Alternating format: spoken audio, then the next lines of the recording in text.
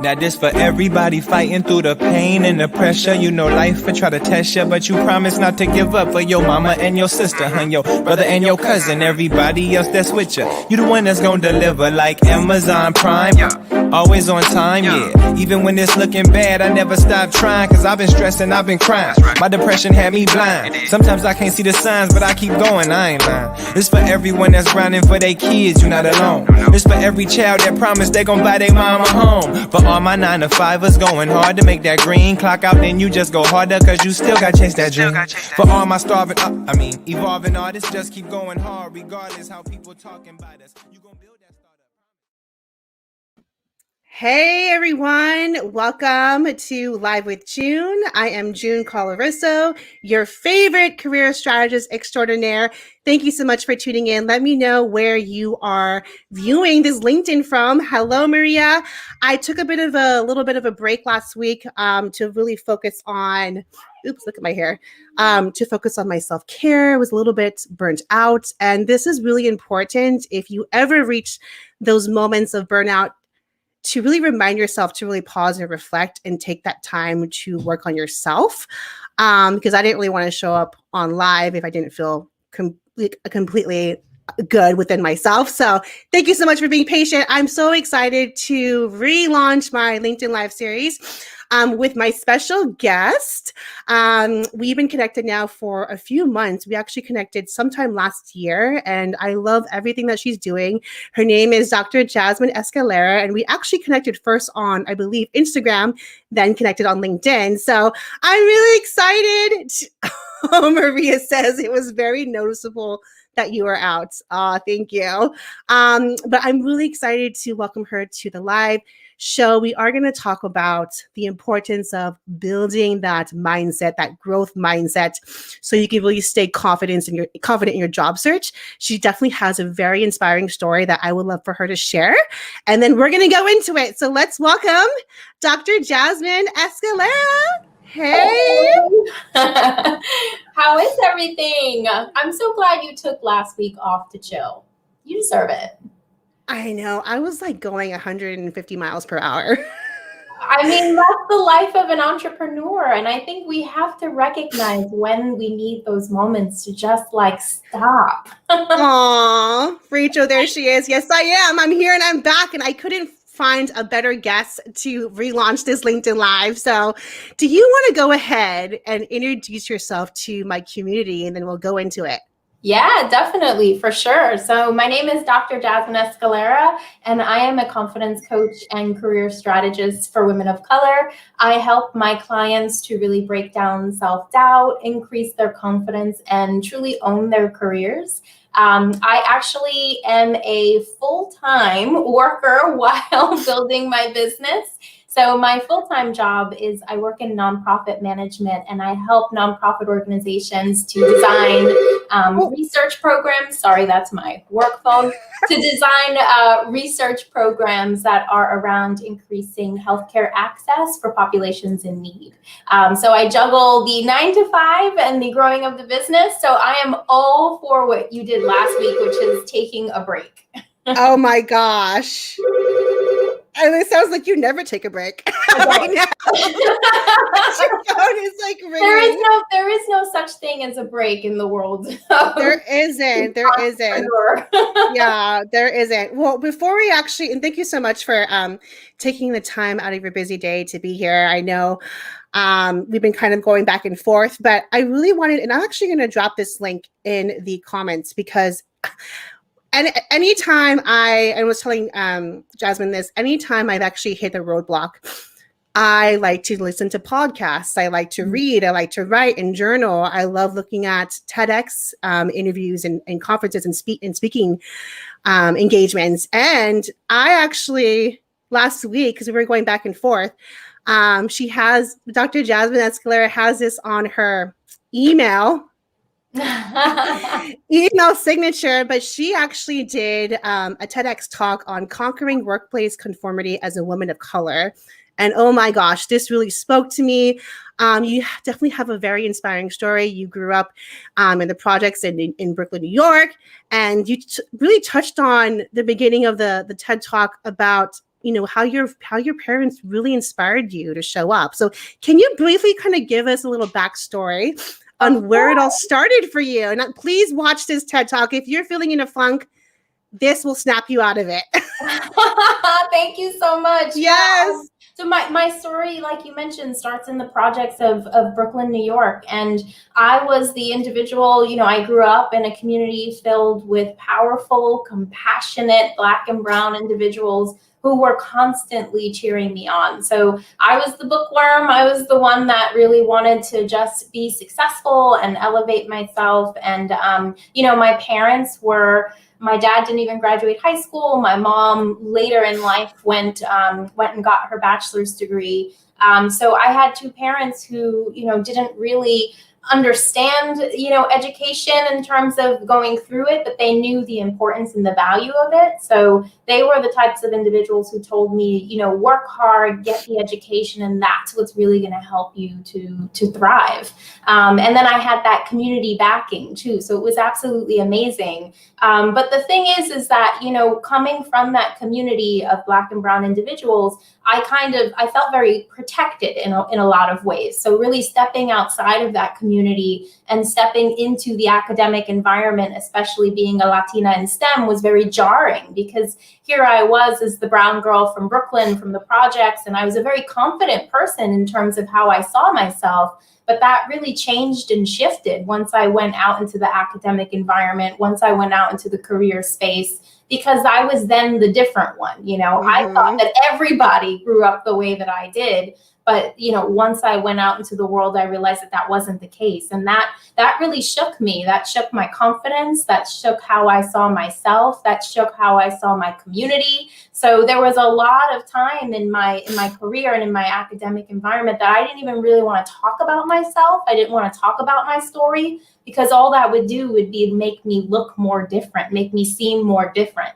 So, the TEDx talk is really about my journey, and a lot about how I conformed, how I made myself small, how I stopped myself from being me in an attempt to really try to fit into an environment that wasn't actually built for me in the first place. Exactly. Yeah. And I remember listening to it. And then you said that there were so many times that you were in meetings and you wanted to raise your hand and give your advice, but you didn't want to bring any attention. And then you also talked about this, and I want to mention this too, because it happens, and I have friends, and has happened to me as well. Mm-hmm. But so many times, I think me and you, I think the reason why we vibe so well is we have great energy. I have very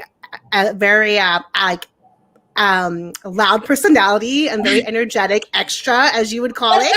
Oh yes, I've been called extra many times. and I embrace it, right? I show up on LinkedIn at work as I would show up in everyday life, but there has been times where I was told to tone it down. Mm-hmm. And you talked about something about, like, when you were starting in your career, you had the experience, but people were focusing on the fact that you were like a minority. Mm-hmm. Yeah. Right. And I think do you think that really prohibited you in the beginning to, like, really speak up, like, during those meetings? Oh, 100%. I mean, I think that whenever you come into any environment, especially when you come into the work world and you don't necessarily have individuals who've taught you how to navigate it. My parents, again, they did not work in corporate America. They did not work in these styles of organizations. So they couldn't teach me how to, like, be myself, be authentic in the workplace. So I think when you step into any environment, you naturally want to sort of assimilate to that environment. You want to fit in. And so there's this kind of, like, I felt like I had to sort of steer away or strip the things that were different so that I could try to fit in. But all that really did was make me feel conflicted, and I felt very conflicted, very complicated. I felt very doubtful, because, like, how do you strip yourself of who you are, right? And how do you assimilate to being in an environment if all you see are white male faces? I can never be a white man. So for me, it was so confusing and so complicated. So all that I ended up doing was just, like, shutting myself down, because I didn't know what else to do. Yeah. And you talked about it too, like, where you, like, had some anxiety attacks, like, you were on the train and all that, and experiencing that. So what was the turning point for you Like, how did you pivot to like, you know what? I'm going to embrace my background, how I grew up, my community, everything, and show up for myself so I could show up for them, everyone back home. So Yeah. what was your turning point for you? I think the turning point for me was realizing like I was trying to be successful in my career. We all want to be successful in your career, in your business, in your life, whatever it is that you're doing, you want to be successful. So, but what I actually started to realize was that I was trying to conform or assimilate or be someone else, and that still wasn't getting me anywhere. It still wasn't getting me where I wanted to go. So the turning point for me was realizing that no matter what, the assimilation, the conformity, I still wasn't going to get the promotions. I still wasn't going to get the pay raises. So I had to say, F it, like then at least I can just be me and feel good about myself. And it was interesting that, yes, when I started to step into my power, my confidence, my voice, things at a certain job got worse because I think that people just looked at me and were like, WTF, like what's going on here? You know, here's the girl who's always doing what we want her to do. And now she's telling me no, and she's setting boundaries. So it didn't go well at that position. I had to leave. But what it did help me do was identify what I really needed to be successful within myself and within the environments. And I was therefore capable of finding the right place for me where I could then be successful. So, you know, assimilating and conforming, that's not going to get you anywhere. All it's going to get you is the internal conflict. So you really have to come to terms with that and then find the right environments for you. And that'll help you do that. Yeah. And then you didn't reach that point until you started like speaking up and setting those boundaries, right? And then you realized at that company you're like, no, this is not my place. This is not where I'm going to flourish because they're not as supportive. So I think it's really important that you actually started kind of identifying your core values and really embracing your background and experience and started showing up 100% authentically. And then you came to a realization like, this is not a place for me. Yeah. But if you hadn't done that, you'd probably still be there today. Oh, 100%. I would totally be there. I would absolutely still be there because they weren't giving me respect and acknowledgement, but they were trying to appease me. And their trying to appease me worked for a while. You know, like throwing a little bit of money at the problem works. But when you're not focused on someone's actual development, when you're not giving them the things that they tell you that they need, that's not value. So I would have for sure been there had I not really sat back and been like, I can't take the panic attacks. I can't take the anxiety. I need to be myself. And I also went into the nonprofit space because of the community that I came from. And in essence, I was stripping myself away from that community by conforming, by assimilating. I was pushing myself away from the very people who brought me to where I was. And I couldn't live with that any longer. Yeah. Well, I'm so glad you made that realization and just started showing up and just embracing everything because you are amazing. And so let's get into it. So the title or the discussion today is How to Slay Your Job Search, Beyonce Style. And this was your idea. I was like, we have so many different topics. I know. I was like, I love Beyonce. And yes. So let's talk about this. So because we work both in similar spaces. For me, and I posted about this today, the first thing that I do when I work with my clients is developing that growth mindset and their confidence, because how can you sell yourself to employers, to those hiring managers, if you don't believe that you are capable? Yeah. So, hey, Harleenie. Harleenie is a big fan of you too. Hey, Jennifer, my fave. So why don't you talk about the importance of building up that mindset so you could build up your confidence, so you could, feel good about yourself when you're going into these interviews, when you're going into the job search. Yeah, there's I love that that's the focus at the beginning, because I think, when we go into a job search, a lot of times we are coming at it from a negative perspective. I hate where I am. I hate my boss. I hate my company. Or you come at it from a scarcity mindset. I need more money. I need a job. So you're leading with a negative tone to the job search, and you immediately jump into, I just need to start applying. I just need to get my resume out. But what that actually leads to is what a lot of my clients are petrified of, which is I'm going to repeat the same mistakes. Well, you are. You're going to repeat the same mistakes because you're not taking the time to really think about what it is that I want, what are my core values, how can I confidently step into this job search, how can I step into it, like you said, with the growth mindset and with a positive mindset. So I also tell my clients from the beginning, I have them set a job search affirmation where it's like every day, like you're going to be feeling it, right? A job search is a roller coaster. What is a fear that you have about this job search? Is it that you feel you're going to repeat the same thing? Well, then let's make an affirmation for you that you state to yourself, I'm going to work on myself. I'm going to work on my confidence so that I am in the right position next. So it's really about building up that framework. It's also about starting with what are my core values? What are the things that I feel like I need? And what are the things that I need in my environment to thrive? So what is it that you need the company to provide to you? So a lot of people say, I want a company that values me. Well, what does value mean? Like, does that mean you want them to show you the cash? Does that mean that they need to give you more flexibility? So you have to go into the job search with power, with positivity, and with true clarity. And you need to do that first, like not your resume. You need to do that first. Yeah, that's so important. Andrea says, yes, you have to get clear first. Clarity is key. Yes. And that's so important too, because a lot of people are pivoting right now in different industries and careers. So something that I do with my clients is like write down your different unique skills. What are some transferable skills that you can apply? Like say if you are in sales and you don't want to do those monthly quotas anymore, like, and you want to get into more of like relationship management or customer success. Well, what are some strengths and skills that you love doing in your current job that we could possibly integrate in a new career? What are your thoughts on that?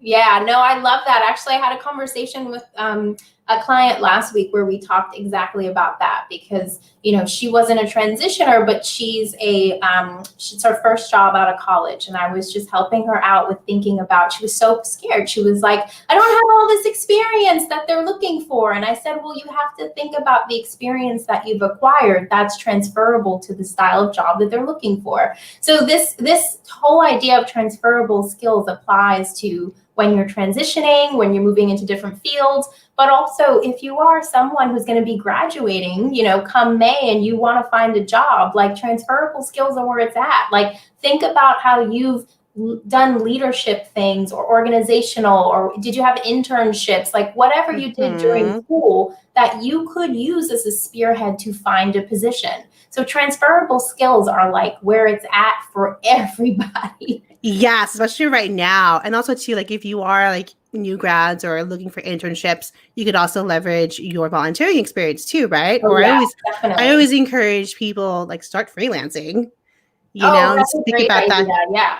And I also think that doing things like freelance work, doing something entrepreneurial also provides you this opportunity to be able to think outside of the box, you know, like I feel like entrepreneurial skills, like business skills, like those are things that we should just be taught more because you learn how to survive for sure. So those are really great things to do. Yeah. And those are not actually taught in college. Like I was never taught how to network, you know? And now it's funny because now, and then we were talking about this too when we first met. Now I'm actually getting hired to do like workshops for colleges on networking and LinkedIn and resume because now they're seeing the importance of that. Merlinda says soft skills are the new hard skills. That's absolutely right because anyone can. True. I've been in that recruiting chair before, and I've actually often worked with hiring managers. Say there was two candidates that one had really great technical skills, but lacked that grit, lacked that like positive attitude versus someone that had maybe not as many years of experience with like the technical background, but they were a go-getter. They had that entrepreneur mindset. So there's been times where I had two candidates where the hiring team would actually prefer that candidate that had more of a like a go-getter attitude, right? Because technical skills can be taught. Oh yeah, definitely. And I come from a STEM background, so you know, I'm the first one to admit that like there are some technical skills that you definitely want someone to have, But I also am the first to admit that I come from a nonprofit background. So when I'm looking to hire someone, I'm looking for someone who's inspired by the work that we do, who's inspired by our mission, who wants to actually work for this organization because of what we do. So I think that's also really important when you think about your job search. It's so important for you to actually be applying to jobs that you want to work for the damn company. Yes. Actually want to do the freaking job, because like that's also something that people are really looking for. That's why they ask you the question of like, why do you want to work here, or why this position? So you need to know like why you want to do it. And that's so important for me in the nonprofit sector. I really am looking for individuals that connect to the job, connect to the mission. Like that's so important. Yeah, that's actually like, that's something that I work with my clients too, is coming up with a strategic game plan of targeted companies where it's not about the numbers, like as far as like how many applications you like submit. It's all about the quality. Are you actually like, what is it about that company's mission and culture and products or services that you resonate with, right? Because I think like, and then we do a lot of work in the front end, because at the end of the day, you're going to be spending more than 40 hours a week at this company, leaving your family, you know, putting so much time in. You better feel passionate about that company that you're working for. 100%, 100%. It's so important. And actually, when it comes to the job search, you know, I know individuals kind of ask like, well, you know, how do I get myself recognized in terms of, you know, your resume, your cover letter? We all know the whole stat of like, you get 6 seconds to look at a resume, which I know is heartbreaking because you spent like 6 hours on it. But I mean, there are ways to also be able to represent what you're talking about in terms of transferable skills, also passion in terms of your resume and your cover letter. I mean, I tell my clients all the time, because I do work with a lot of individuals who want to work for mission-driven organizations, nonprofits, social justice agencies. And I tell them all the time, like, connect your passion in your resume and in your professional summary, but also connect the passion in the cover letter. Like, so many people devalue the cover letter. And I have to tell you that that's like the first thing I go for as a hiring manager in my sector, because I want to see what you're saying about us as an organization. Yes. So it's so important, you know, when thinking about your job search, like think about how you can make yourself stand out. And sometimes it really is by connecting what you were talking about in terms of like the why I want to actually have this job or work for this company. Yeah. I always say too, like with cover letters, always start off with the why about the company, right? Because there's been times where it was like all about me as a candidate, as a job seeker. I want to work here because this is going to do this for my career. No, hiring managers don't want to hear that. They want to hear, what is it about the company and the mission and the products and what they're doing for society that is drawing you and that's sparking your interest to apply. So make it about them, and then you tie 100%. In. Yes. 100%. And that's, you know, in my cover letters, I'm very open. So my cover letters are written in the way I always work for organizations, for nonprofits that have particular missions. I'm in research, I'm in science, and I love, love, love to be able to create research projects for, you know, organizations around healthcare equity, healthcare inequities. And so my cover letters go deep into my story of having grown up in the projects and seen the dearth of resources, the complete lack of resources that my community was provided, and my desire to use my research background to change that. So you can really get personal in your cover letters, and you can let people know, like, what's the connection here? And that to me is really what helps you stand out. Yeah, and you could also do that too on your LinkedIn profile. Oh gosh, yeah. LinkedIn is, I mean, that's a great place to do it and to tell your story. Exactly. And yes, exactly. And then let's touch on this too. Let's talk about how we can all be like Beyonce. I don't know. As entrepreneurs, as job seekers, as professionals. What are your like quick, like say 3-5 tips on how to ditch that self-doubt and boost up your self-confidence in a job search in your career?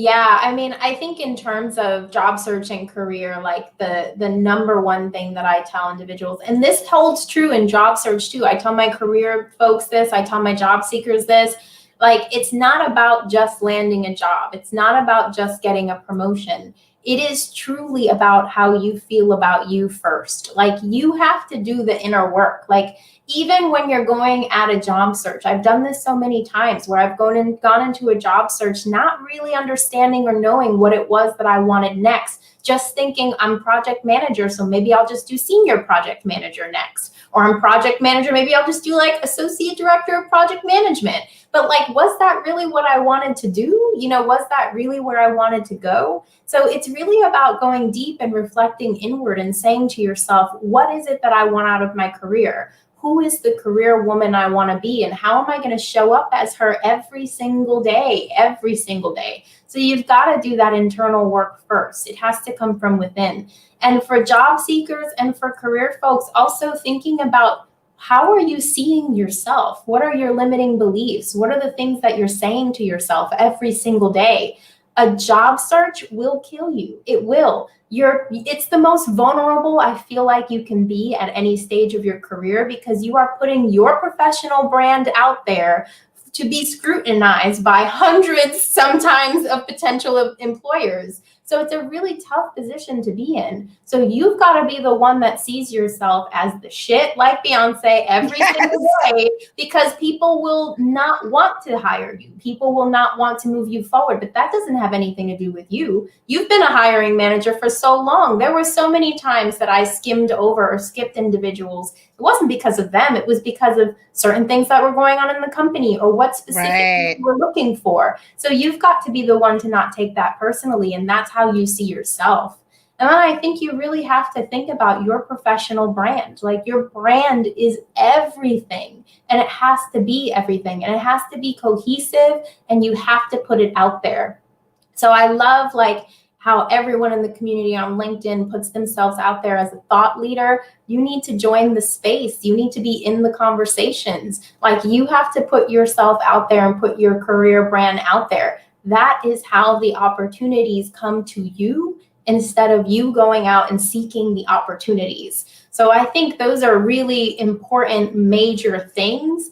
And then also in terms of building confidence, you know, confidence also comes from working on the things that you're great at, but also recognizing the things that you're not so great at and working on those too. So really building that competence is so important. And then like going for it. You cannot have fear. You just have to go for it. You have to gain the experience and the knowledge and know that you may fail, but failure just leads to you recognizing what you need to do differently. So it's really about putting yourself out there, and you have to just be confident and comfortable in the person that you are and just go for it. Ooh, you are dropping the gems. I hope you guys are taking some notes. You have your pen and paper. Andrea says we are not taught critical soft skills, and it's such a deficit in our educational system. So it is.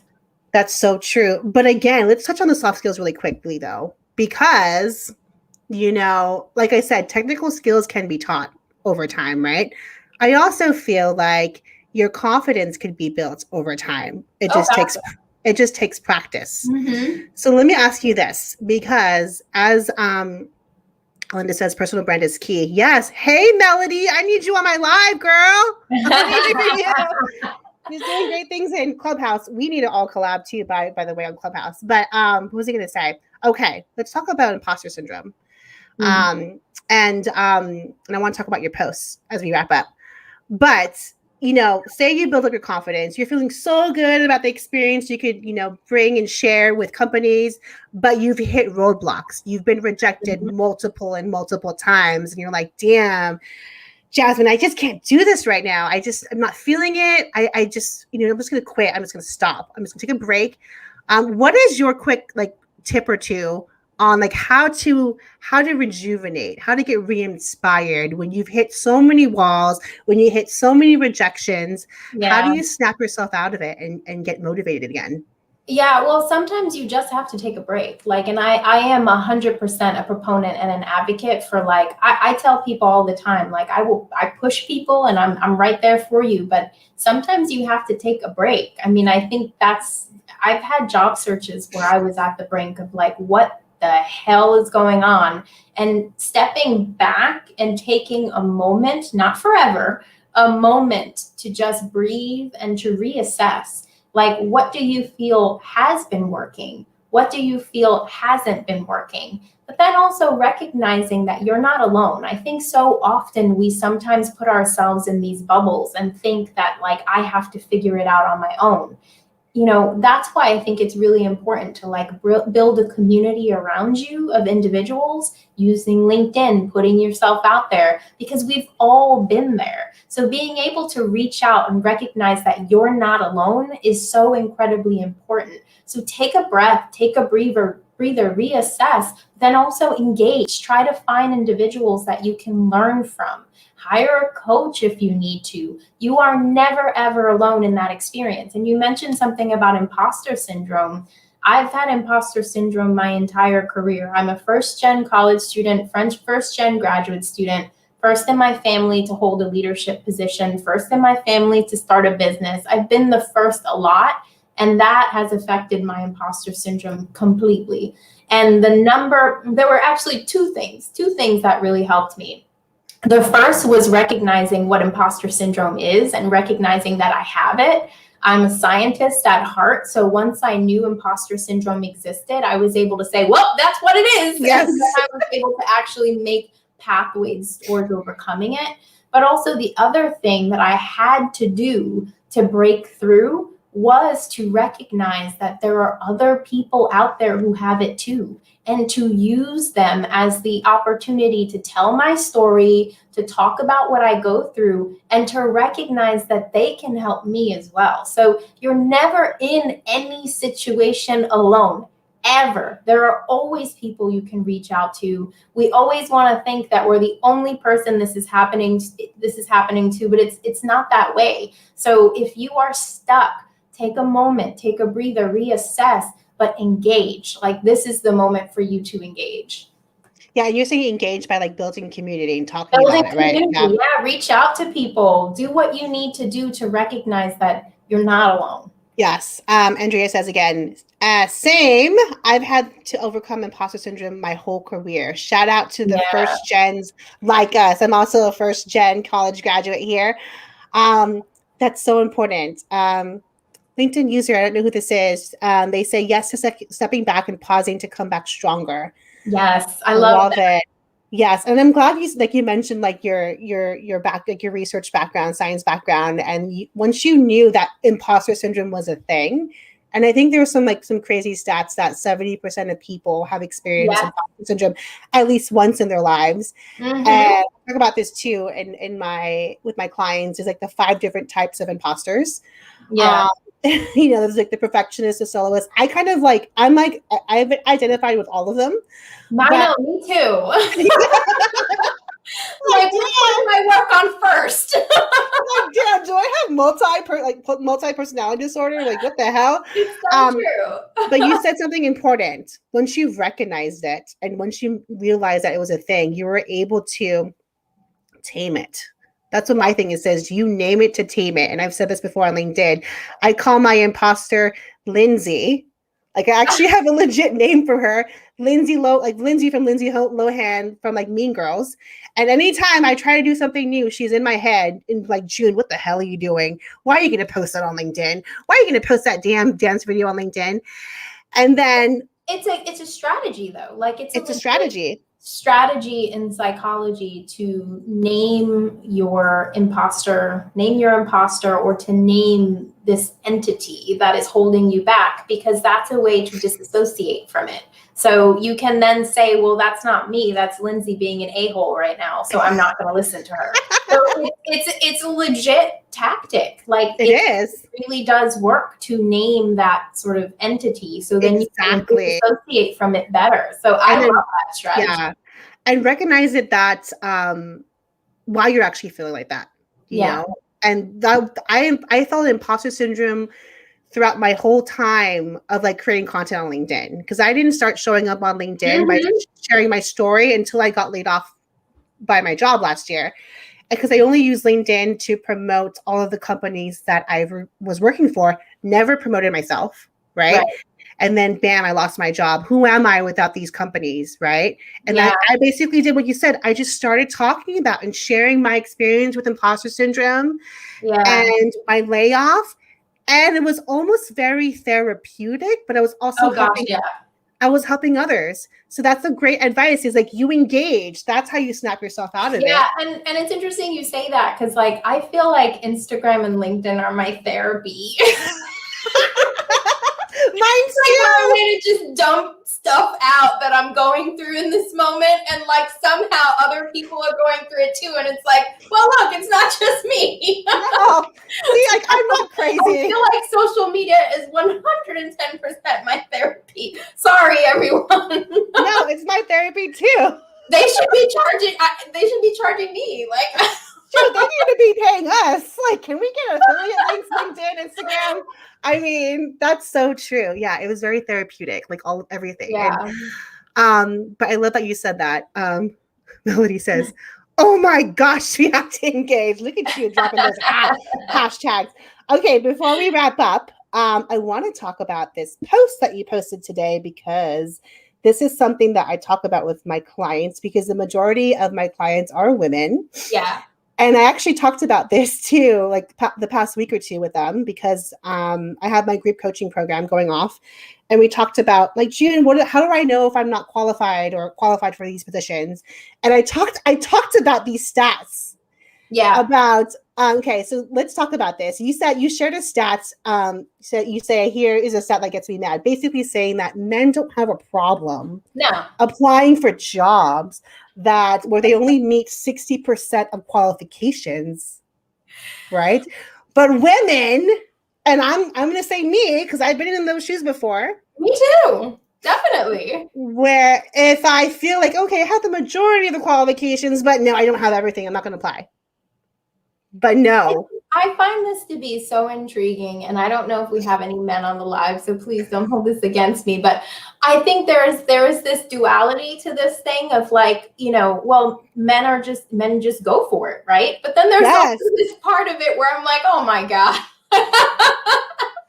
What are you doing? So, I mean, but it's interesting, because I think as women, we are really taught that we are supposed to act a certain way, do certain things, and check lots of boxes.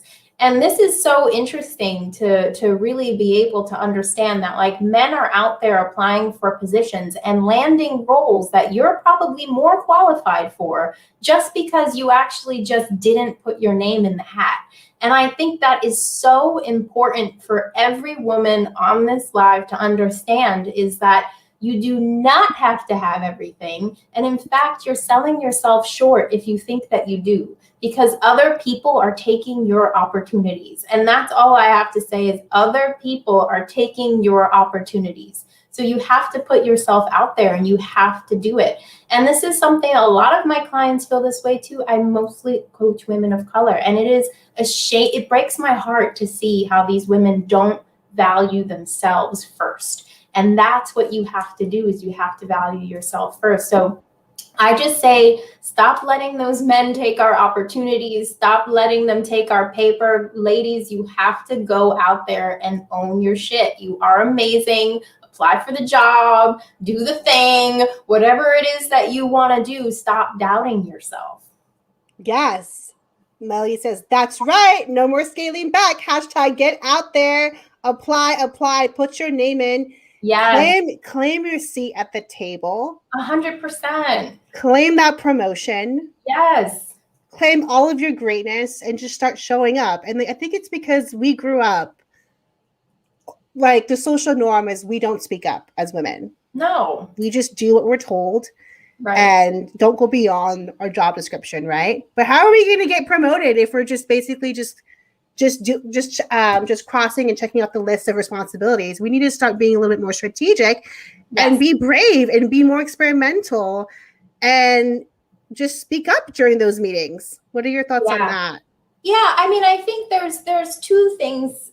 There's sort of two sides to it, right? So, yes, the environment is one in which it is very difficult for women and women of color, especially, to be able to thrive in a lot of workspaces and workplaces. So I never tell anybody like it's perfect out there. No, it's hard. Like it is really, really hard.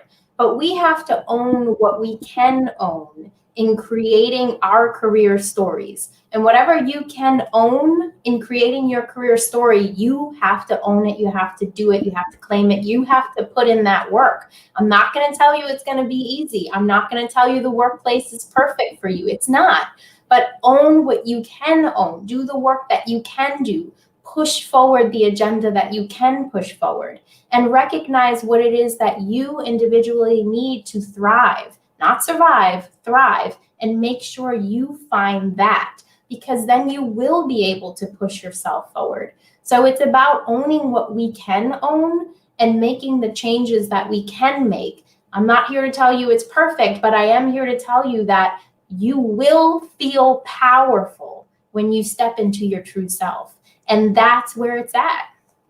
Yes, love that. Love it. And also too, want to say, closed mouths don't get fed. It's so true. Right? True. So share your accomplishments, you guys. Please, please, please. Okay, before we wrap up, how do you help your clients? Where can people find you? As you speak, I'm not sure if you have a website. Do you have a website? I do, but that is outdated. Girl, mine's outdated too. I gotta get on that thing and like clean it up and fix it.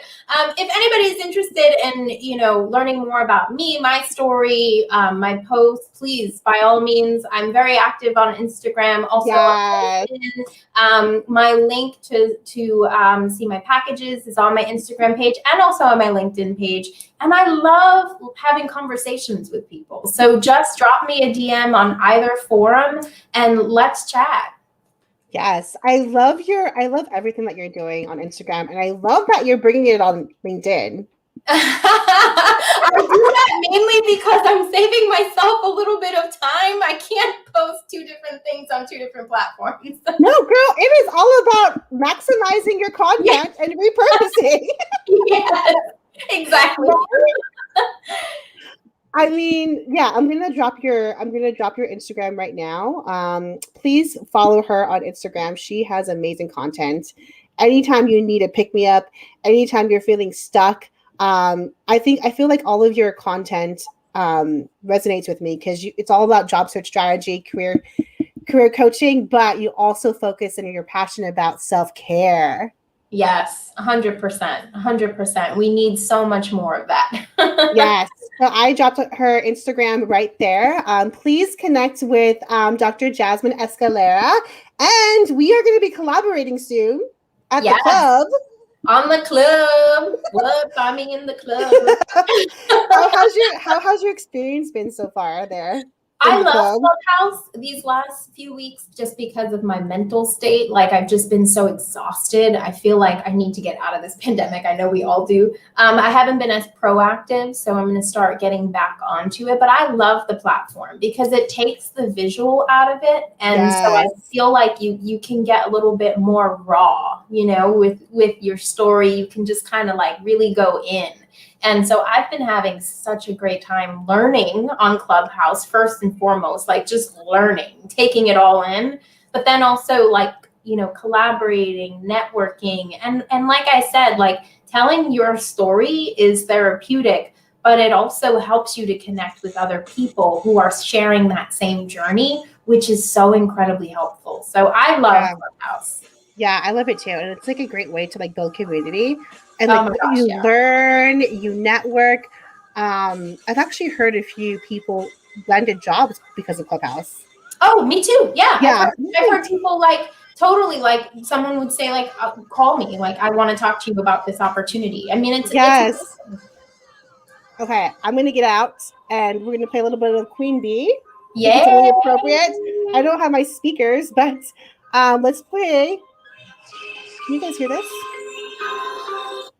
Let me get the chorus.